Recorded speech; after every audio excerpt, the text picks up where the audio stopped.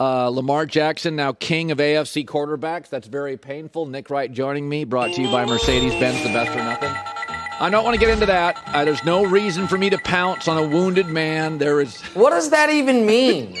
What does king of AFC quarterbacks mean? It means... You're so fickle, Colin. Yeah. You're sending memes when the Chiefs are rolling and you thought, and I thought, and the whole world thought they were going to win. You tweet, I like Nick Wright, but I could never watch a Chiefs game with him. 90 minutes later, there's a new king of AFC quarterbacks. Okay, good to know. What are we talking about today, buddy? Well, first of all, congratulations. I once made my university's newsletter for a parking ticket. You actually got voted into the Hall of Fame at WAER. It's the #1 college radio station in America at Syracuse, and you are their youngest Hall of Famer ever. So take the floor for a minute here. I'm very proud of you. Very proud of you.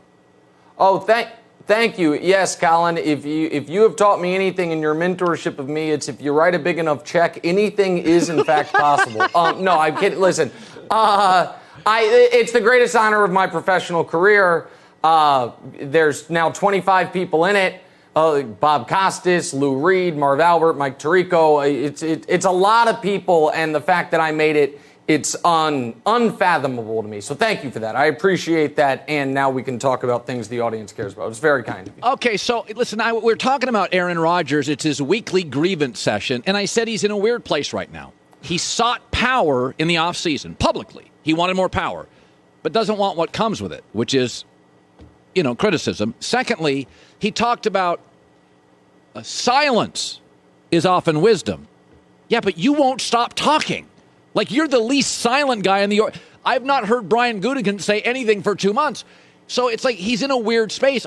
Part of me, honestly, Nick, part of me thinks he's kind of unraveling a little. I mean, this weekly nonsense is a little over the top, is it not? Well, listen, I tend to defend Aaron more than you. And I think some of his general media criticisms that everyone is a brand now, and the way social media has made a lot of us at least a little more crazy than we once were. Yeah. I think all of that is actually kind of fair points in general. Where I would push back on Aaron is, while I understand his frustration with folks trying to be inside his head or talking about relationships he does or doesn't have with his family, I understand his frustration with that. He's the one that told us I was 50-50 on retiring. So then it is not ridiculous at all for folks to say, well, it looks like he might not be as invested as he once was. I thought that press conference he gave when he came to training camp and kind of bared his soul, I thought it was really informative. But there is a cost of that, which is when you are that open and honest and let people in, we now do have a window into what you were going through in the offseason, what you felt in the offseason. And then if in your first game of the year, you have what is, at least in the running, for worst game of your career, that's going to come, some criticism is going to come with that. So in general, I understand the points he was making and I understand the frustration, but I think he did open himself up to this. And a little sidebar on it, I did think some of the commentary where he's like, these media guys think they're celebrities. I thought the subtext of that was like, who's a celebrity? My fiance and my ex-girlfriend and the guy I vacation with in Hawaii. Like, we're celebrities. You jokers with a check mark on Twitter think you're celebrities now. I thought he was saying that, and to which I would say, you know what, fair point. Media can be a little self-important. I just got inducted into a college radio hall of fame. So yeah, we can be a little self-important. So I understand that criticism by Aaron. So you on Wednesdays you come out with your tiers, your NFL tiers, your pyramid, Kansas City on top. Okay. Rams, 49ers, Tampa moves down. Okay. It's interesting. Your top team lost to the king of the AFC, Lamar Jackson. Yeah. You're not concerned at all about that game? Well, so listen, this is not a standings. Standings are simple. Standings have Carolina tied for the best in the NFL. This is a tiers. And Tampa didn't move down. They stayed where they are. I would ask you, are you not at all concerned about, Dallas moved the ball at will on Tampa, that vaunted defense. But then Dallas plays the Chargers. They have 17 points with a second left in the game. Atlanta moves the ball at will. But the previous week they played Philly and they scored 6 points. Here's the thing about where we're at. The Chiefs are literally the favorites. That's not my opinion. That's Fox Bet. That's every sports book in Vegas because they don't overreact the way I don't overreact. They don't send out tweets saying Lamar Jackson, king of the AFC quarterbacks. They're like, no, probably still Mahomes. And if you look at the second and third levels, what I would say is this. We're going to get to see it this weekend. The Rams play the Bucs. The Niners play the Packers. I think the Rams and Niners are going to win those two games, and I think everyone will come along. Colin, I try to be ahead of the curve, a little cutting edge. Yeah. I think this will be everyone's power rankings next week, but right now, I know it looks a little goofy to have a 1-1 team at the top, but in everybody's heart of hearts, they know the Chiefs are the best team, and they know that what happened against the Ravens was an anomaly. Okay, all right.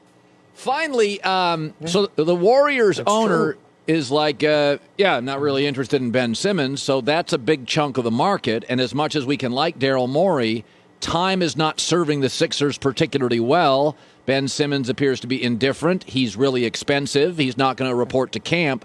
What do they do? Where do you land today on this? Oh, I think what they do is nothing. And I think that this potentially gets a little ugly. But right now is the worst time to trade a star in the NBA. And why? I don't mean 2021. I mean where we're at in the calendar. Because everyone's offseason moves are going to work. Everyone loves their team. Everyone's draft picks are going to hit. We're just, full of optimism. And so what you need in order to get a good return on Ben Simmons is a team to falter, is a team to suffer an injury, is a team to realize, what we put together in the offseason doesn't quite fit. You need Michael Porter Jr. to maybe want a bigger role than he's going to get in Denver. You need Portland to start 2-7. So I believe, Ben, that he's not reporting. And I believe the Sixers that they are not trading him for the time being. And what Philly has that Houston did not have last year, Colin, and I think you'll agree with me, is if they have to go a month of basketball without Ben Simmons, they'll be fine. Yeah. Like they have a good enough roster and Embiid that it's not going to just crush them from a seeding perspective. So I don't think Rich Paul and Ben Simmons are bluffing, but I also think this is going to turn into a staring contest because if I know Daryl Morey at all, I know he is not trading Ben Simmons for DeJounte Murray and picks. He is going to get a real package, and right now, that package isn't available. Also, if I'm Bob Myers running the Warriors, I'm like, Joe Lacob, I know you want to be famous, man, but can you not do this? Like, this doesn't help anybody. Like, the owner being like, by the way, not interested in the trade. It's like, okay, all right, man. Let me run the team, please, Mr. Lacob, light years, but that's a sidebar. All right. Congratulations to our own Hall of Famer, the great Nick Wright. Thanks. Very proud of Nick Wright. Thank you, Colin. That's very nice of you. Congratulations, I'll unblock Nick. you on Twitter now. Hi, everybody. Thanks for watching. Subscribe here to get the latest from the show. Also, be sure to check out more of the best clips from The Herd or go watch a few segments from other shows on FS1.